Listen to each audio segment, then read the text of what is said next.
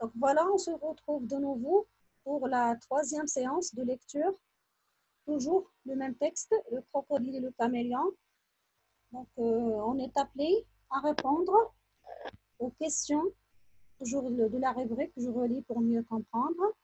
Donc sachant que vous avez déjà repéré, vous avez déjà expliqué tous les mots qui bloquent le sens, c'est-à-dire on peut travailler avec aisance, parce que sûrement vous avez déjà bien lu et bien compris et bien assimilé la leçon et la morale de la leçon. Donc nous allons passer à la question 3. Pour vérifier les intentions de son ami, ce dernier jeta le bâton dans le fleuve. L'autre pensa qu'il venait de plonger et bondit gueule ouverte. Donc lignes 9 et 10. Écrit le nom du personnage qui convient à la place de ce dernier et de l'autre. Donc voilà, ici, au lieu de dire ce dernier, vous allez citer l'un des deux personnages et au lieu de dire l'autre, vous allez citer l'autre personnage donc, dont on parle dans ces phrases. Bien. Donc, quatrièmement, le vocabulaire, le caméléon perçut un craquement qui lui glaça le sang. La ligne 11 et 12. Donc, cette expression en violet est-elle employée en sens propre ou sens figuré? Donc, sûrement, vous vous rappelez de la leçon de vocabulaire, sens propre et sens figuré, et vous n'aurez pas de difficulté à répondre à cette question. Explique pourquoi. C'est-à-dire, vous allez dire donc, pourquoi cette expression est utilisée soit dans le sens propre, soit dans le sens figuré. Vous devez justifier votre réponse. Cinquièmement, que peut-on dire du caméléon dans cette seconde partie du conte? Donc, vous allez essayer de qualifier ce personnage qui est le caméléon. Vous allez lui attribuer des adjectifs pour le décrire, pour dire comment vous trouvez ce personnage.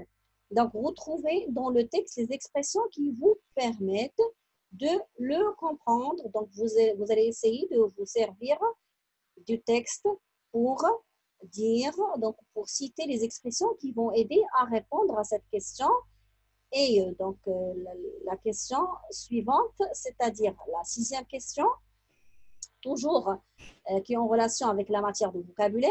Une fois à l'abri, ils se font dans les feuillages. Donc, choisis l'expression qui a le même sens. Donc, l'expression qui explique celle-là, est-ce qu'il se met là en feuillage de manière à disparaître et se transforma en feuillage qui se chauffa au soleil sur une feuille. Vous allez entourer l'expression qui explique l'expression qui est écrite en violet. Donc, nous allons voir dans une séance suivante. Donc, nous allons essayer de répondre aux deux questions qui restent. Et maintenant, on passe au vocabulaire. Prenez, s'il vous plaît, la page 232 de vos manuels pour découvrir la leçon de vocabulaire, les mots du champ lexical des sensations. Donc, je sais qu'on a déjà vu cette leçon, donc avant de quitter l'école, nous l'avons déjà vue, mais aujourd'hui, nous allons faire juste un rappel parce que cette leçon est inclue dans les leçons de la quatrième période, c'est-à-dire vous aurez des questions en relation avec cette leçon dans l'évaluation de la quatrième période. C'est pour cela qu'il faut faire un rappel. Donc, nous avons vu dans cette leçon que les sensations, elles sont 5.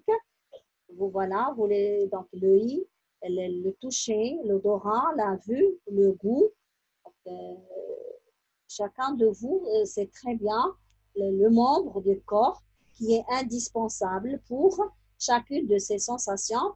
Donc, ça n'empêche que je vais vous lire la rubrique de Je retiens juste pour faire un rappel. Je perçois le monde qui m'entoure grâce aux 5 sens. Les sensations que je ressens peuvent s'exprimer par des verbes, des adjectifs ou des noms. Donc, l'ouïe, j'entends la voix mélodieuse d'une chanteuse, c'est un exemple. Le toucher, je caresse le poil soyeux d'un chien. L'odorat, je respire le parfum délicat des roses. La vue, J'admire la falaise blanche de l'Etretat. Le goût, je déguste une glace légèrement sucrée. Donc voilà, donc certains mots peuvent être utilisés pour exprimer des sensations liées aux sens différents. Sentir un parfum, sentir le froid. Donc dans la première phrase ici, il s'agit de l'odorat. Dans la deuxième phrase, il s'agit du toucher. Bien évidemment, donc on a déjà, je me rappelle très bien qu'on a déjà fait le premier et le deuxième exercice de la rubrique. Je repère, je manipule. Et on a fait d'autres exercices sur le cahier d'activité. Mais le troisième, nous ne l'avons pas encore fait. Donc, vous êtes appelés à le faire. Relève les mots appartenant au champ lexical de lui. Vous allez entourer les mots qui sont en relation avec le champ lexical de lui. Après, vous allez faire un exercice, ou bien deux exercices d'application qui sont 4 et 5 d'une manière individuelle pour s'assurer que vous avez bien assimilé la leçon et que vous vous rappelez très bien de la notion. Je vous souhaite bon courage. Je vous retrouve plus tard.